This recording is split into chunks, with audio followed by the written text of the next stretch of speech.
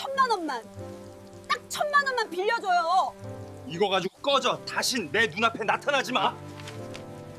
1,000만 원만, 딱 1,000만 원만 빌려줘요. 가을날 저녁 강남의 한 특급 호텔 루프탑에서 화려한 재혼 파티가 한창이었습니다. 샴페인 잔을 든 하객들 사이로 갑자기 폭우가 쏟아지기 시작했죠. 그때 입구 쪽에서 소란이 일었습니다. 흙탕물에 젖은 여자가 경호원에게 팔을 붙잡힌 채 끌려 나오고 있었어요. 여자는 신랑의 바지 자락을 붙잡으며 필사적으로 애원했습니다. 1,000만 원, 딱 1,000만 원만 빌려줘요. 신랑 강민혁은 경멸 어린 눈빛으로 수표 한 장을 구겨 그녀의 얼굴에 던졌어요. 이걸로 술이나 사 마시고 다신 내 눈앞에 나타나지 마. 비틀거리며 쓰러진 여자의 품에서 꼬깃꼬깃한 서류가 떨어졌습니다.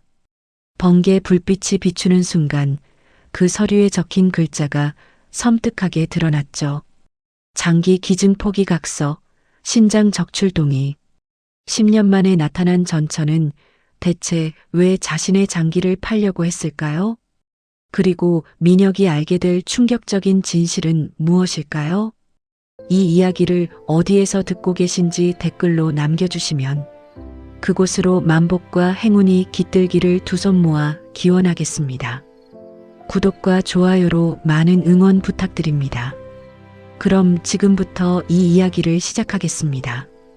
파티가 끝난 다음 날 아침, 강민혁은 한남동 펜트하우스 침실에서 눈을 떴습니다. 전날 밤 폭우 속에서 끌려나가던 서윤의 모습이 머릿속에 맴돌았어요. 침대 옆 탁자에는 재혼 상대인 채원이 남긴 쪽지가 놓여 있었죠. 병원 당직 때문에 먼저 나갔어요. 저녁에 봐요. 민혁은 쪽지를 구겨 쓰레기통에 던지고 창가로 걸어갔습니다. 40층 높이에서 내려다 보이는 한강은 잔잔했고 가을 햇살이 수면을 반짝이게 했어요. 그는 에스프레소 머신에서 커피를 뽑아 마시며 어젯밤을 되짚었습니다. 흙탕물에 젖은 서윤, 그녀가 떨어뜨린 장기 기증 서류, 그 모든 게 찝찝했죠. 저 여자 도대체 무슨 짓을 하려는 거야? 민혁은 정장으로 갈아입고 현관으로 향했습니다. 지하 주차장에서 기다리던 운전기사 김태준이 차 문을 열어줬어요. 검은색 벤츠가 도심을 가로지르는 동안 민혁은 뒷좌석에서 입을 열었습니다. 김 팀장, 윤서윤이라고 기억하죠? 어제 그 여자 말이에요. 예, 기억합니다. 그 사람 지금 어떻게 사는지 알아봐요. 사는 곳, 직업, 빚 여부까지 전부. 김태준은 백미러로 민혁의 표정을 살피며 고개를 끄덕였습니다. 민혁은 창밖을 바라보며 10년 전으로 돌아갔어요. 그때 그는 30살 중소투자회사에서 팀장으로 막 승진한 때였습니다. 서윤은 민혁의 첫사랑이었고 그녀의 순수한 미소는 민혁의 전부였죠. 하지만 서윤이 임신 소식을 전했을 때 민혁의 세계는 무너졌습니다. 민혁의 아버지는 희귀 유전병인 특발성 폐섬유증을 앓았어요. 40대 중반부터 산소호흡기에 의지했고 50살이 되기 전 고통스럽게 세상을 떠났죠. 민혁은 그 고통을 옆에서 지켜봤고 자신도 잠재적 보균자라는 사실을 알았습니다. 아이에게 그 병이 유전될 확률은 50%였어요. 아이를 지울 수 없을까? 당시 민혁이 서윤에게 던진 말이었습니다. 서윤은 민혁의 얼굴을 멍하니 바라보다 고개를 저었죠. 이건 우리 아이예요. 어떻게 그런 말을 할 수 있어요? 내 핏줄이 저주받았어. 이 아이도 똑같이 고통받을 거야. 민혁은 서윤이 임신을 고집하자 일방적으로 이혼을 요구했습니다. 위자료도 주지 않았고 연락도 끊었죠. 겁쟁이였어. 나는 비겁한 겁쟁이였지. 회사에 도착한 민혁은 엘리베이터를 타고 30층 사무실로 향했습니다. 이사인 한승우가 복도에서 민혁을 기다리고 있었어요. 사장님, 오늘 오전 미팅 준비 다 됐습니다. 수고했어요. 바로 시작하죠. 회의실에는 해외 투자건 보고서가 쌓여 있었습니다. 민혁은 숫자를 훑어보며 승인 사인을 했지만 머릿속은 계속 서윤에게 가 있었어요. 점심시간이 되자 김태준이 조심스럽게 문을 두드렸습니다. 사장님, 보고 드릴 게 있습니다. 말해봐요. 윤서윤 씨는 현재 도봉구 쌍문동 반지하에 거주 중이고요. 식당 일용직과 대리운전으로 생계를 꾸리고 있습니다. 민혁은 펜을 놓고 김태준을 똑바로 쳐다봤습니다. 빚은요? 사채업자들한테 쫓기고 있다고 합니다.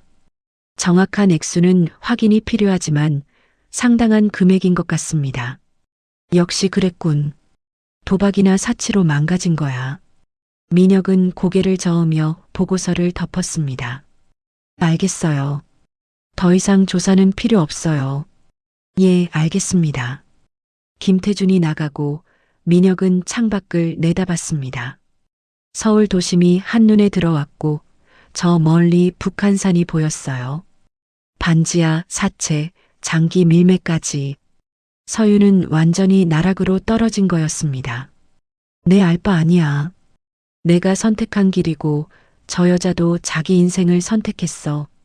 하지만 그날 밤 민혁은 악몽에 시달렸습니다. 꿈속에서 아버지의 거친 숨소리가 들렸고 서윤이 수술대 위에 누워 있었어요. 그리고 누군가 작은 손이 민혁의 옷자락을 잡아당겼죠. 민혁은 식은땀을 흘리며 깨어났고 시계는 새벽 3시를 가리키고 있었습니다. 같은 시각 도봉구 쌍문동의 반지하 집에서는 기계음이 밤새 울리고 있었습니다. 쉬식 쉬식. 산소호흡기가 내뿜는 규칙적인 소리였어요. 윤서윤은 좁은 방 한쪽 구석에 누워 천장을 바라봤습니다. 형광등 불빛이 꺼진 방 안에는 달빛만 희미하게 들어왔죠. 서윤의 옆에는 10살 아들 강지훈이 산소호흡기를 끼고 잠들어 있었어요. 아이의 얼굴은 창백했고 숨을 쉴 때마다 가슴이 크게 들썩였습니다. 서윤은 지훈의 이마에 손을 얹었어요. 미열이 있었지만 해열제를 살 돈도 없었죠. 미안해, 지훈아. 엄마가 무능해서 미안해. 새벽 5시 서윤은 잠을 포기하고 일어났습니다. 냉장고를 열었지만 달걀 2개와 김치 1통이 전부였어요. 서윤은 달걀을 삶아 지훈의 아침을 준비하고 헌 점퍼를 걸쳤습니다. 밖으로 나서자 차가운 가을바람이 얼굴을 때렸죠. 서윤은 버스를 타고 30분 거리에 있는 식당으로 향했습니다. 식당 문을 열자 50대 사장 정미숙이 김치찌개를 끓이고 있었어요. 사장님, 죄송한데요. 이번 주 급여 좀 미리 받을 수 있을까요?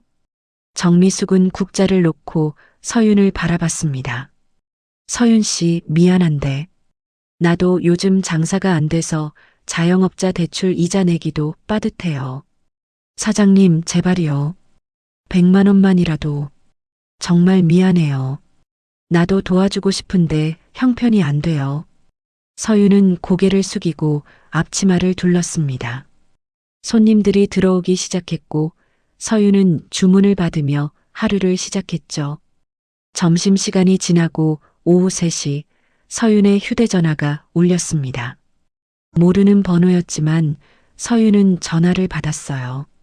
윤서윤 씨 맞죠? 돈 갚을 생각은 하고 사세요? 거친 남자 목소리였습니다.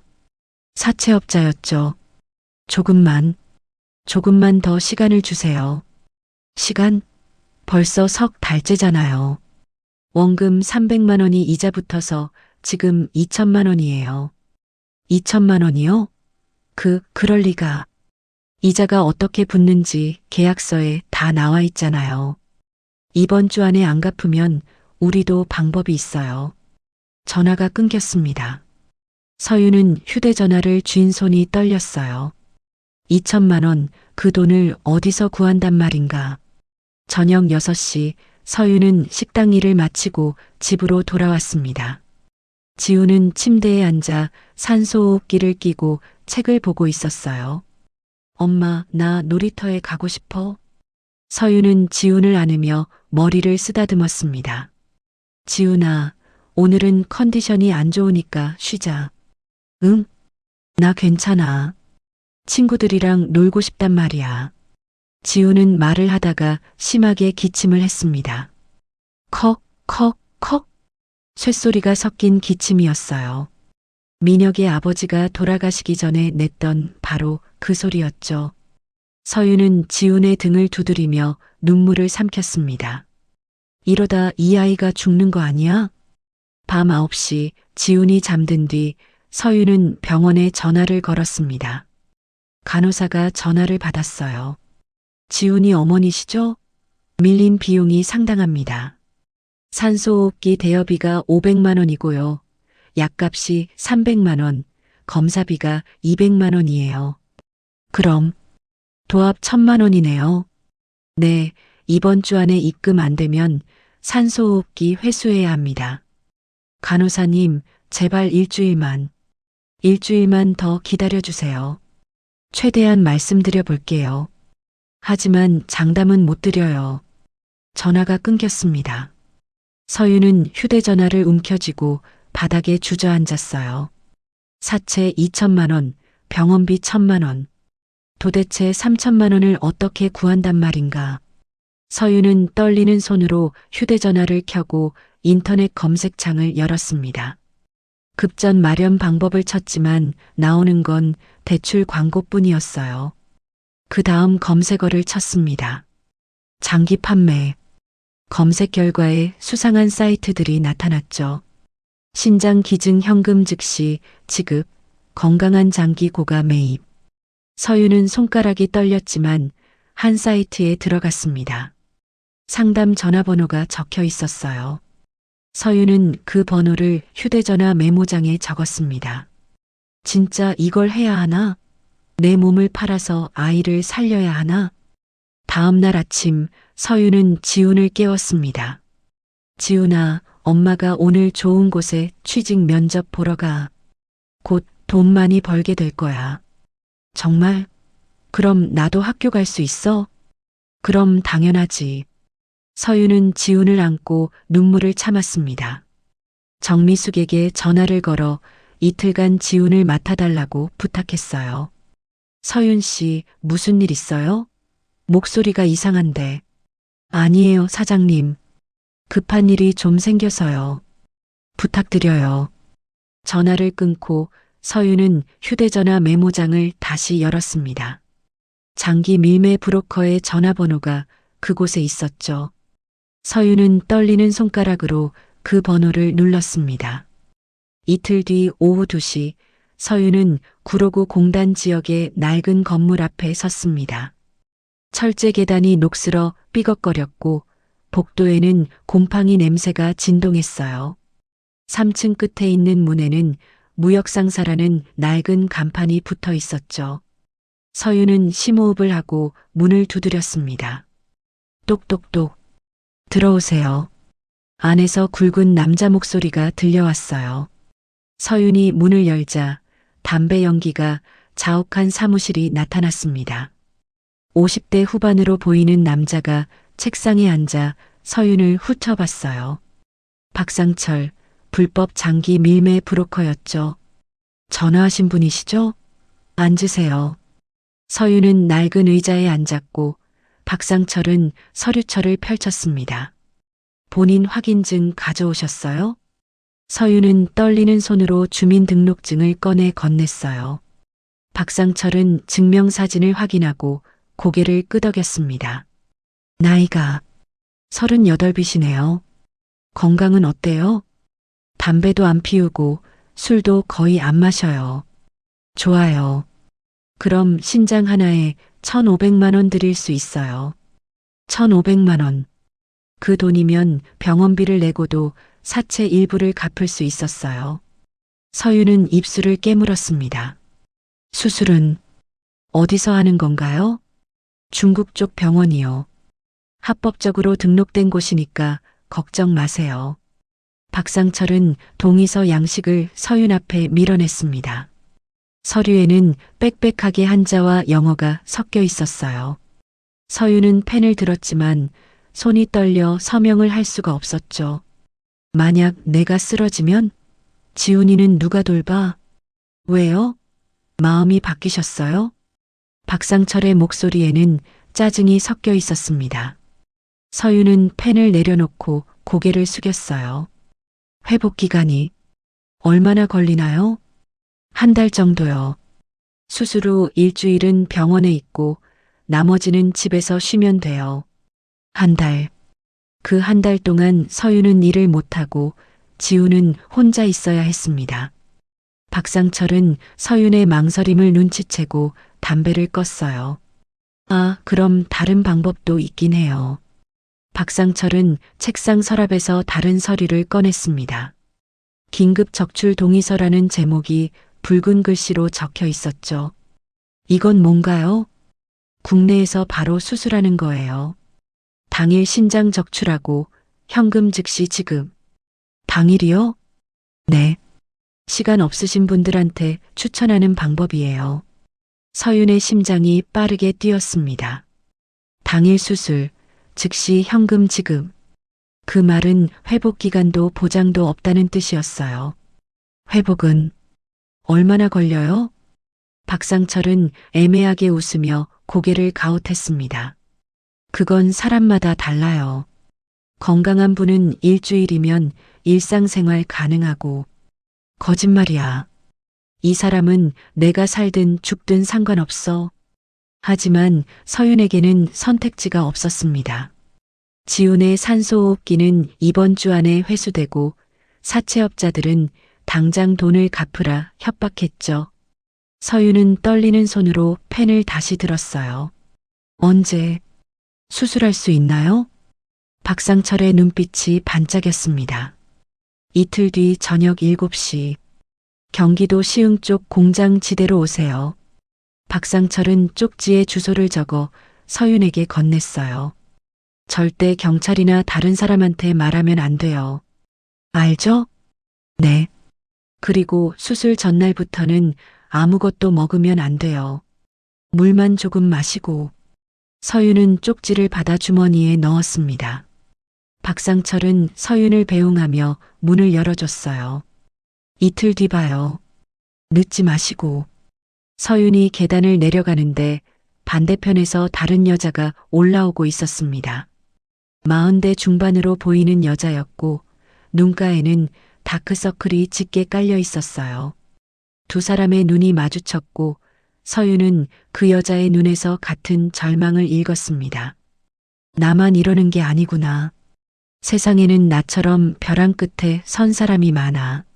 서윤은 건물을 나와 버스 정류장으로 걸어갔습니다. 버스를 기다리며 서윤은 휴대전화를 꺼내 메모장을 열었어요. 지훈에게라는 제목으로 편지를 쓰기 시작했죠. 지훈아, 엄마가 미안해. 엄마는 너를 너무 사랑해. 만약 엄마가 돌아오지 못하면. 서윤은 눈물이 쏟아져 더 이상 글을 쓸 수 없었습니다. 버스가 도착했고 서윤은 휴대전화를 주머니에 넣고 올라탔어요. 그날 밤 서윤은 집에 돌아와 지훈을 꼭 안았습니다. 지훈은 산소호흡기를 끼고 엄마 품에 안겨 곤히 잠들었어요. 서윤은 지훈의 따뜻한 체온을 느끼며 이 순간을 영원히 기억하려 했죠. 내일 모레면 모든 게 끝나. 다음 날 아침 서윤은 정미숙에게 전화를 걸었습니다. 사장님, 급한 일이 생겨서 이틀간 지훈이 좀 봐주실 수 있으세요? 서윤 씨, 무슨 일인데 그래요? 목소리가 왜 그래요? 아니에요. 괜찮아요. 그냥 부탁드려요. 전화를 끊고 서윤은 지훈의 가방에 옷가지와 약을 챙겼습니다. 지훈은 엄마를 올려다보며 물었어요. 엄마, 어디 가는 거야? 엄마가 일 때문에 이틀 동안 나갔다 올 거야. 정미숙 이모 집에서 잘 있어. 빨리 와야 돼. 약속이야. 서윤은 지훈을 꼭 안고 이마에 입을 맞췄습니다. 그래, 약속할게. 이틀 뒤 오전 10시 민혁은 회사 사무실에서 해외 투자권 보고서를 검토하고 있었습니다. 미국 부동산 펀드 수익률 그래프를 보던 중 문득 서윤의 얼굴이 떠올랐어요. 민혁은 펜을 놓고 창밖을 바라봤습니다. 저 여자는 지금 뭘 하고 있을까? 민혁은 내선 전화를 들어 경호팀장 김태준을 불렀어요. 김 팀장, 윤서윤 그 사람 추가 조사 좀 해봐요. 더 조사할 게 있습니까? 최근 행적이요. 어디 자주 가는지, 누구를 만나는지. 김태준은 잠시 머뭇거리다 고개를 끄덕였습니다. 점심시간 민혁은 한승우와 함께 회사 근처 일식당으로 향했어요. 스시를 먹으며 한승우가 태블릿으로 계약서를 보여줬죠. 사장님, 이번 거는 수익률이 좋아 보입니다. 민혁은 건성으로 고개를 끄덕이며 서류에 서명했습니다. 그때 김태준에게서 문자가 왔어요. 이상한 정보 있습니다. 돌아오시면 보고 드리겠습니다. 민혁은 스시를 내려놓고 시계를 확인했습니다. 뭐가 이상하다는 거지? 오후 2시 민혁은 사무실로 돌아와 김태준을 불렀습니다. 김태준은 노트북을 들고 들어왔어요. 사장님, 윤서윤 씨가 최근 여러 병원에 전화를 걸었습니다. 병원이요? 네, 주로 소아과 쪽이었고요. 특히 희귀질환 관련 문의가 많았습니다. 민혁의 손이 멈췄습니다. 소아과, 희귀질환. 심장이 쿵 내려앉는 느낌이었어요. 어떤 질환이었는데요? 폐질환 쪽이었습니다. 정확한 병명은 확인이 안 됐지만 민혁은 의자 팔걸이를 움켜쥐었습니다. 폐질환. 설마 그럴 리가. 그리고 희귀질환자 지원 단체에도 연락한 흔적이 있습니다. 민혁은 입술을 깨물었어요. 아니야, 우연의 일치야. 서윤한테 아이가 있을 리 없어. 민혁은 애써 평정을 유지하며 김태준을 돌려보냈습니다. 그런데 왜 이렇게 불안하지? 오후 4시 한승우가 커피를 들고 민혁의 사무실로 들어왔어요. 사장님, 오늘 점심 맛있었죠? 네, 수고했어요. 한승우는 소파에 앉으며 우연히 본 이야기를 꺼냈습니다. 아, 그런데 말이에요. 제가 어제 도봉구 쪽 지나가다가 이상한 걸 봤어요. 뭔데요? 낡은 아파트 단지였는데 초등학생쯤 되는 아이가 산소통을 들고 걷더라고요. 요즘도 그런 병 앓는 애들이 있나 봐요. 민혁의 숨이 멎었습니다. 도봉구, 산소통, 초등학생. 서윤이 사는 곳이 도봉구 쌍문동이었어요. 정확히 어디였어요? 아, 쌍문역 근처였나? 반지하 집들 많은 동네였어요. 민혁은 자리에서 벌떡 일어났습니다. 승우 씨, 오늘 일정 다 취소해요. 급한 일이 생겼어요. 오후 5시 민혁은 직접 운전대를 잡고 도봉구로 향했습니다. 내비게이션이 쌍문동 골목길로 안내했고 민혁은 낡은 주택가에 차를 세웠어요. 서윤의 집은 반지하였고 작은 창문으로 희미한 불빛이 새어나왔습니다. 민혁은 차에서 내려 조심스럽게 창문으로 다가갔어요. 커튼 사이로 안을 들여다보는 순간 민혁의 몸이 굳었습니다. 방 안에 어린 남자아이가 침대에 앉아 있었어요.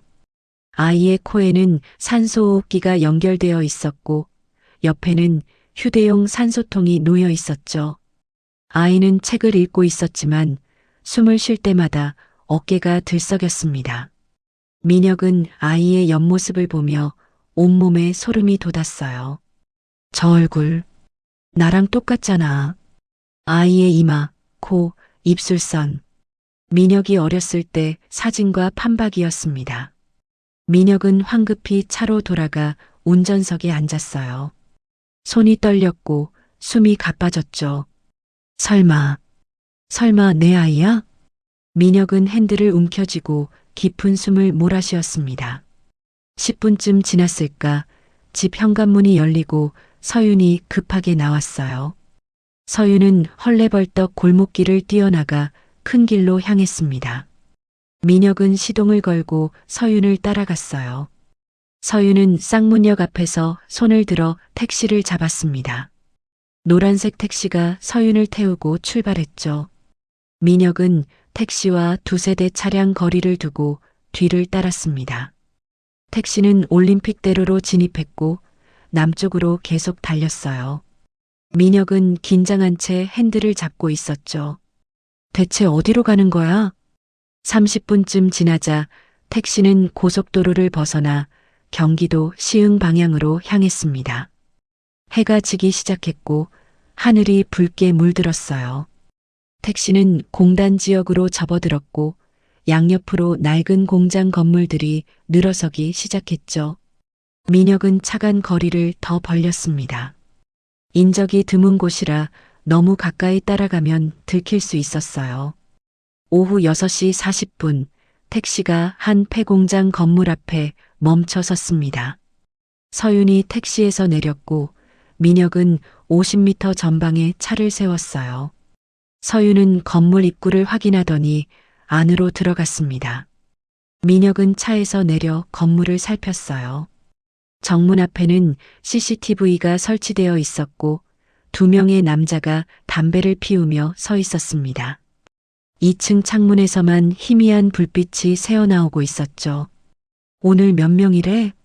1명. 여자. 문 앞 남자들의 대화가 들려왔어요. 민혁은 주먹을 쥐었습니다. 이 미친. 정말로 그 짓을 하려는 거야? 민혁은 휴대전화를 꺼내 김태준에게 전화를 걸었습니다. 김 팀장, 지금 경기도 시흥시 정왕동에 있어요. 혹시 모르니 경찰 쪽에 연락 가능한지 확인해 두세요. 무슨 일이십니까? 나중에 설명할게요. 일단 대기하고 있어요. 민혁은 전화를 끊고 건물 뒤편으로 돌아갔습니다. 어둠이 완전히 내렸고 가로등도 없는 공단 지역은 칠흑 같았어요. 민혁은 녹슨 비상계단을 발견했고 떨리는 손으로 난간을 잡았습니다. 서윤, 제발 무사해. 민혁은 한 계단 한 계단 조심스럽게 올라가기 시작했습니다. 밤 7시 민혁은 폐공장 건물 50m 전방에 차를 세웠습니다. 헤드라이트를 끄자 사방이 칠흑 같은 어둠에 잠겼어요. 건물 2층 창문에서만 희미한 불빛이 새어나오고 있었죠. 민혁은 차에서 내려 조용히 건물로 다가갔습니다. 정문 앞에는 CCTV가 설치되어 있었고 2명의 남자가 담배를 피우며 서 있었어요. 오늘 몇 명이래? 1명. 여자. 저놈들. 사람 목숨을 뭘로 보는 거야? 민혁은 건물 뒤편으로 돌아갔습니다. 녹슨 비상계단이 2층까지 연결되어 있었어요. 민혁은 조심스럽게 계단을 올라갔고 철제 계단이 삐걱거릴 때마다 심장이 쿵쾅거렸죠. 2층 복도는 어두웠고 끝에서만 형광등 불빛이 새어나왔습니다. 민혁은 벽에 몸을 붙이고 천천히 걸어갔어요. 복도 끝에서 소독약 냄새가 코를 찔렀고 기계 돌아가는 소리가 들렸습니다. 삐, 삐, 삐. 심전도 모니터 소리였어요. 민혁은 문틈으로 안을 들여다봤습니다. 낡은 수술대 위에 서윤이 하얀 수술복을 입고 누워 있었어요. 서윤의 팔에는 링거가 꽂혀 있었고 옆에는 마취과 의사로 보이는 남자가 주사기를 준비하고 있었죠. 브로커 박상철은 서윤 옆에 서서 검은 가방을 들어 보였습니다. 걱정하지 마세요. 여기 1,500만 원 다 들어 있어요. 수술 끝나면 바로 주시는 거죠? 서윤의 목소리는 떨리고 있었어요. 당연하죠. 우리도 신용이 있는 사람들이에요. 민혁은 더 이상 참을 수 없었습니다. 문을 발로 차며 안으로 뛰어들었어요. 쾅! 다들 가만히 있어. 경찰에 신고했어. 박상철과 의사는 깜짝 놀라 뒤로 물러섰습니다. 민혁은 경찰에 신고하지 않았지만 목소리만큼은 확신에 차 있었어요. 이 새끼가 누구야? 박상철이 당황하며 뒷문을 돌아봤습니다. 경찰 오기 전에 빨리 나가. 의사는 의료기구를 집어던지고 뒷문으로 도망쳤어요. 박상철도 현금 가방을 들고 황급히 뒤따라갔죠. 민혁은 수술대로 달려가 서윤의 팔에서 링거 바늘을 뽑았습니다. 윤서윤, 정신 차려요. 서윤은 민혁의 얼굴을 보고 눈을 크게 떴어요. 당신, 왜 여기? 대체 무슨 짓을 하려는 거예요? 미쳤어요? 서윤은 민혁의 손을 붙잡으며 힘없이 말했습니다. 지훈이를 부탁해요. 지훈이가 누구예요? 지훈이가 누구냐고요? 서윤의 눈에서 눈물이 흘러내렸어요. 우리 아들, 당신 아들. 서윤은 그 말을 남기고 눈을 감았습니다. 마취제 때문인지 의식을 잃은 거였죠. 민혁은 서윤을 흔들었지만 서윤은 깨어나지 않았어요. 당신 아들, 내 아들이라고? 민혁은 서윤을 안아 올리려다 멈췄습니다. 복도 끝 작은 방에서 기침 소리가 들려왔기 때문이에요. 컥, 컥, 컥. 그 기침 소리는 민혁의 온몸을 얼어붙게 만들었습니다. 쇳소리가 섞인 폐가 망가진 사람 특유의 기침. 민혁의 아버지가 돌아가시기 전 매일 밤 냈던 바로 그 소리였어요. 민혁은 서윤을 바닥에 조심스럽게 눕히고 떨리는 걸음으로 그 방을 향했습니다. 복도 끝 문은 반쯤 열려 있었고 안에서 아이의 숨소리가 들렸어요. 쉬식 쉬식. 산소호흡기 소리였습니다. 민혁은 떨리는 손으로 문을 활짝 열었어요. 낡은 침대가 하나 있었고 그 위에 10살가량의 남자아이가 누워 있었습니다. 서윤이 차마 다른 사람에게 아이를 맡기지 못하고 데리고 온 것이었죠. 아이의 얼굴은 창백했고 코에는 산소호흡기가 연결되어 있었어요. 민혁은 그 얼굴을 보는 순간 무릎이 꺾이며 바닥에 주저앉았습니다. 이건 내 얼굴이잖아. 아이는 민혁의 어린 시절 사진과 똑같았어요. 이마의 모양, 오똑한 코, 입술선까지. 아이는 민혁을 올려다보며 작은 목소리로 물었습니다. 아저씨, 누구세요? 민혁은 대답할 수 없었습니다. 목이 메어 말이 나오지 않았어요. 민혁은 떨리는 손으로 아이의 손을 잡았습니다. 차갑고 앙상한 손이었죠. 아이 옆 탁자에는 약봉지들과 병원 진료 기록지가 쌓여 있었어요. 민혁은 그 서류를 집어들었습니다. 환자명 강지훈, 진단명 특발성 폐섬유증, 상태 말기, 권고사항 폐 이식 필요. 민혁의 손에서 서류가 떨어졌습니다. 강지훈, 민혁의 성을 그대로 물려받은 아이. 그리고 민혁의 집안 내력인 그 끔찍한 병까지 물려받은 아이였어요. 내가 이 아이를 버렸구나. 그때 뒤에서 비틀거리는 발소리가 들렸습니다. 서윤이 정신을 차리고 방으로 들어오고 있었어요. 서윤은 민혁을 밀어내며 지훈을 안았습니다. 만지지 마요. 당신한테는 이 아이를 만질 자격도 없어요. 왜 진작 말하지 않았어요? 말해서 뭐해요? 당신은 이미 우릴 버렸잖아요. 서윤의 목소리는 절규에 가까웠습니다. 당신은 유전병이 무서워서 도망쳤잖아요. 그런 사람한테 무슨 말을 해요? 민혁은 고개를 떨구었어요. 서윤의 말이 맞았습니다. 민혁은 겁쟁이였고 비겁했고 책임을 회피했죠. 나한테도 아버지가 될 권리가 있었어요. 권리는 무슨, 당신이 떠난 10년 동안 이 아이가 얼마나 고통받았는지 알아요? 지훈은 두 사람의 대화를 듣고 있었습니다. 아이는 천천히 민혁을 올려다보며 물었어요. 아저씨가 내 아빠예요? 민혁은 지훈의 눈을 바라봤습니다. 민혁과 똑같은 눈동자였어요. 민혁은 눈물을 참으며 고개를 끄덕였습니다. 그래. 미안해. 정말 미안해. 민혁은 지훈의 눈물을 닦아주며 미안하다는 말을 계속 되뇌었어요.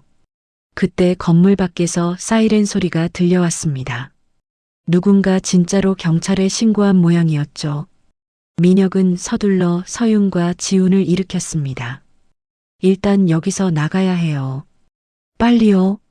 민혁은 지훈을 안아 올리고 서윤의 팔을 잡아 비상계단으로 향했습니다. 파란 경광등이 건물을 비추기 시작했고 세 사람은 어둠 속으로 사라졌어요.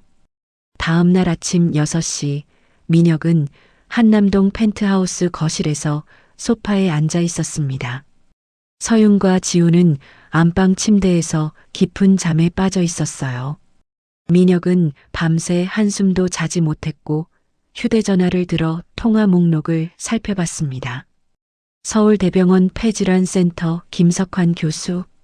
민혁은 예전에 자신의 정기검진을 맡겼던 의사였죠.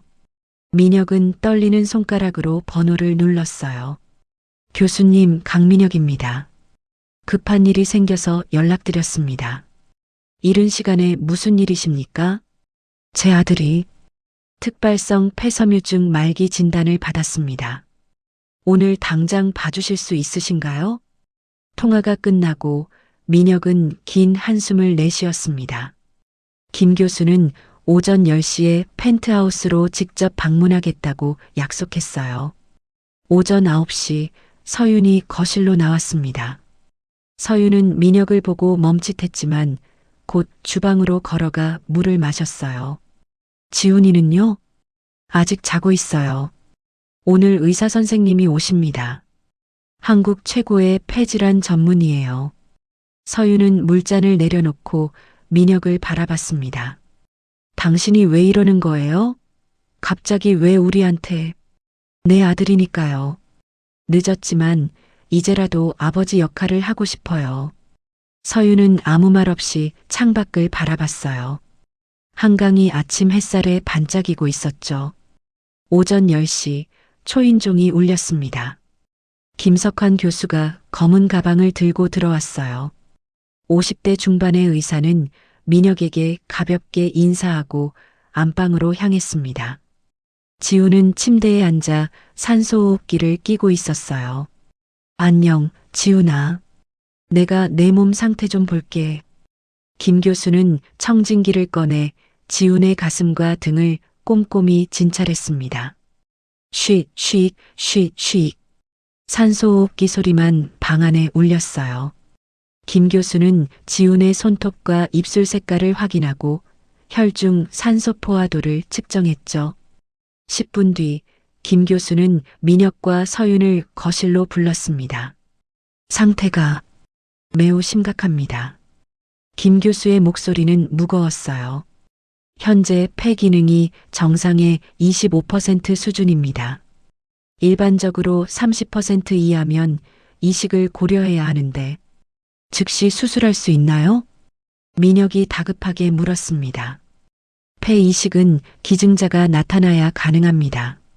대기자 명단에 올려도 몇 개월에서 몇 년이 걸릴 수 있어요. 제 폐를 쓸 수는 없나요? 제가 기증하겠습니다.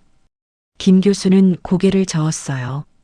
환자분도 같은 유전병의 보인자시죠? 보인자의 폐는 이식이 불가능합니다. 민혁은 주먹을 쥐었습니다. 내 폐도 쓸 수 없다니. 그럼 어떻게 해야 합니까? 미국 쪽 이식센터에 연락해 보는 게 좋겠습니다. 한국보다 기증자 풀이 넓으니까요. 김 교수는 명함 한 장을 건넸어요. 존스 홉킨스 병원 폐이식센터라고 적혀 있었죠.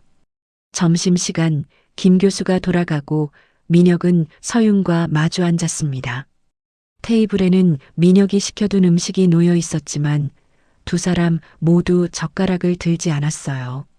서윤 씨, 지난 10년 어떻게 살았어요? 서윤은 한참을 침묵하다 입을 열었습니다. 지훈이가 3살 때였어요.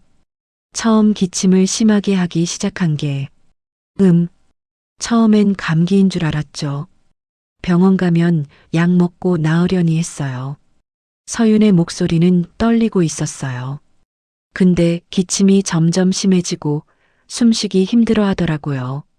5살 때 대학병원에서 검사받고 진단받았어요. 그때 왜 나한테 연락 안 했어요?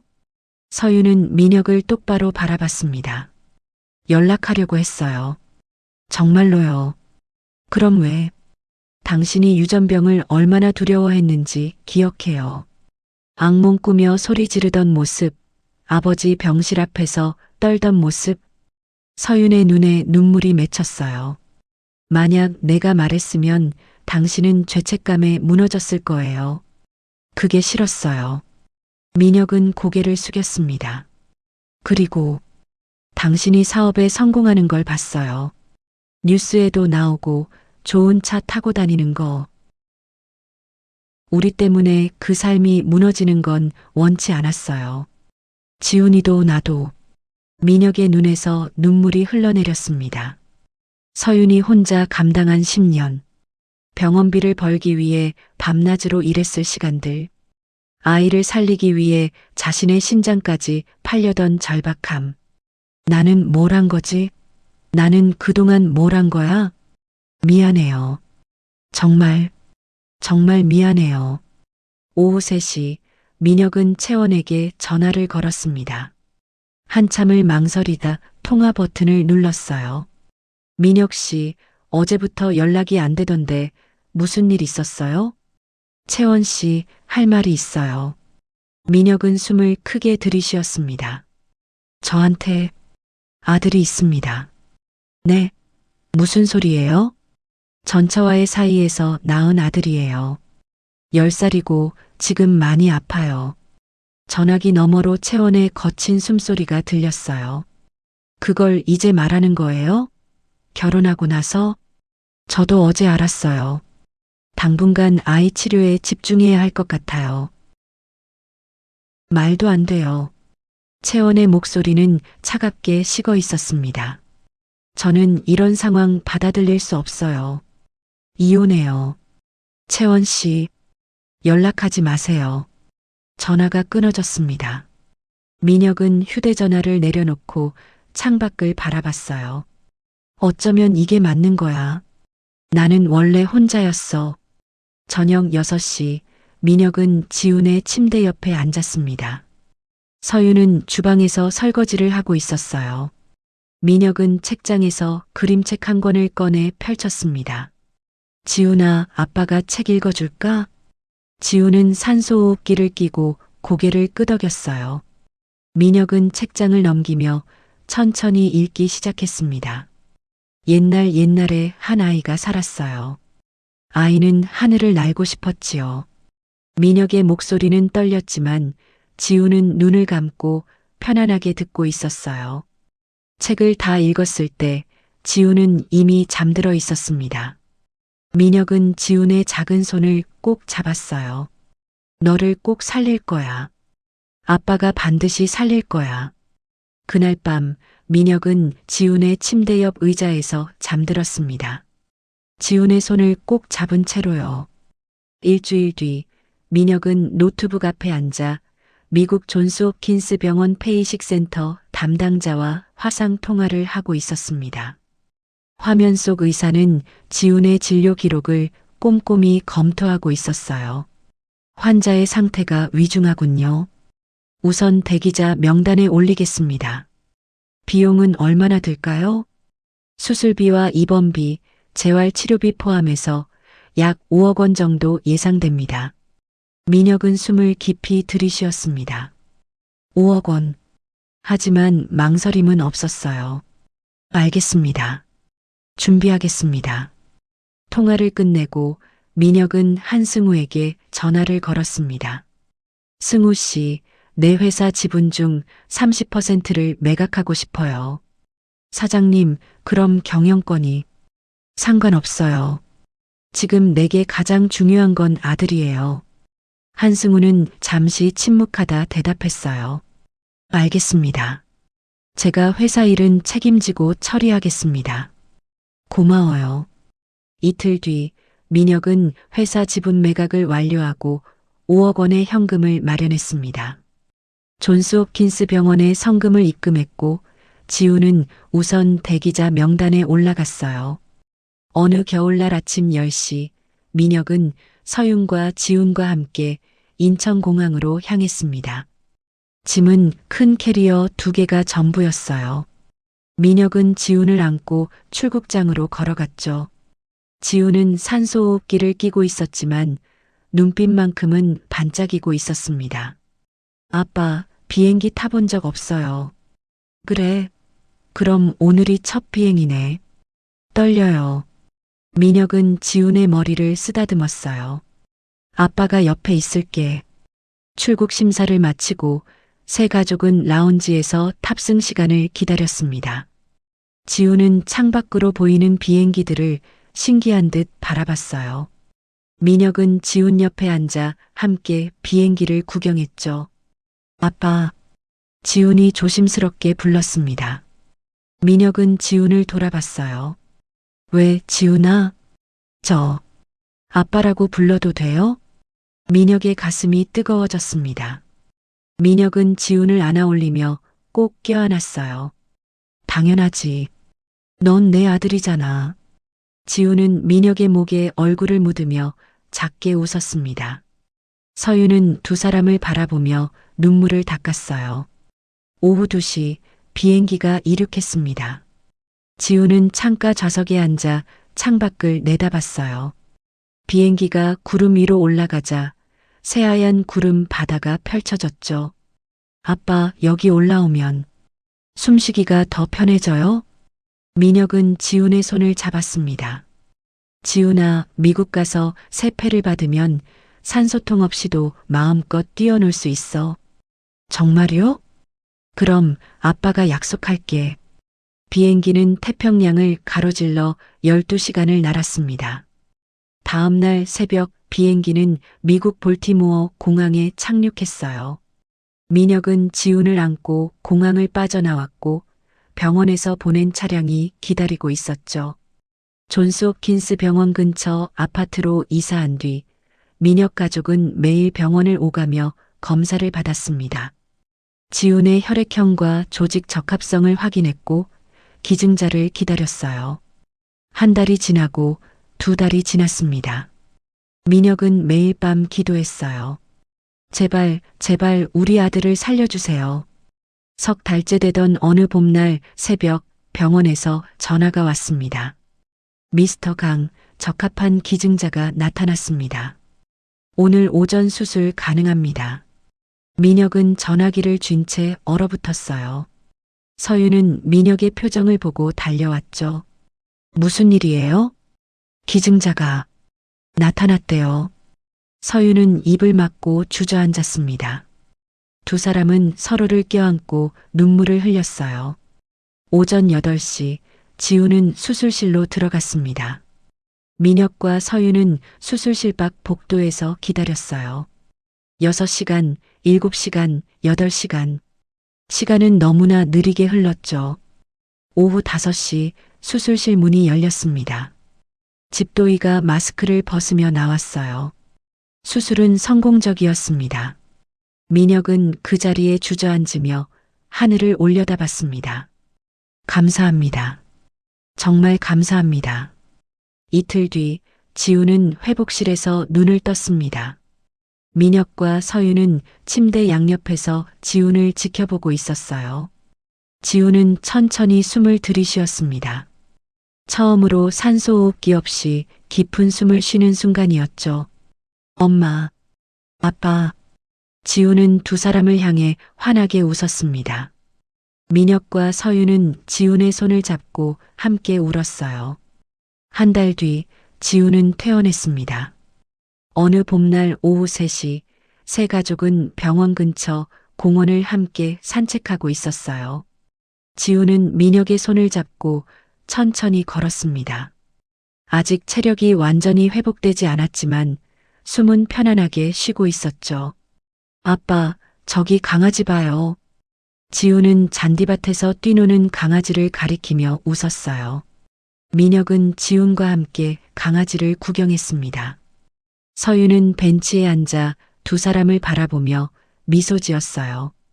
민혁은 서윤 옆에 앉으며 말했습니다.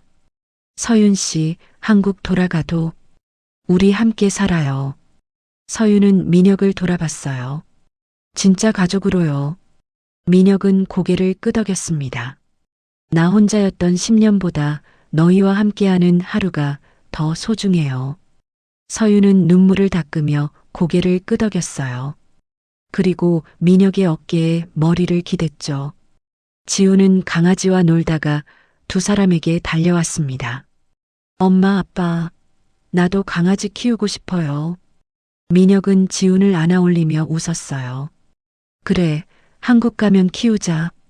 따뜻한 봄바람이 불어왔고 벚꽃잎이 하늘에서 흩날렸습니다. 세 가족은 벤치에 나란히 앉아 석양을 바라봤어요. 민혁은 서윤의 손을 잡고 지훈의 머리를 쓰다듬었죠. 늦었지만 이제라도 함께할 수 있어서 다행이야. 인생에서 가장 소중한 것은 돈도 명예도 아닌 바로 가족입니다. 때로는 두려움 때문에 사랑하는 사람을 멀리할 수도 있지만 진정한 용기는 그 두려움을 극복하고 책임을 지는 것이죠. 여러분은 가족에게 얼마나 시간을 쏟고 계신가요? 댓글로 여러분의 생각을 나눠주시고 구독과 좋아요로 응원 부탁드립니다. 감사합니다.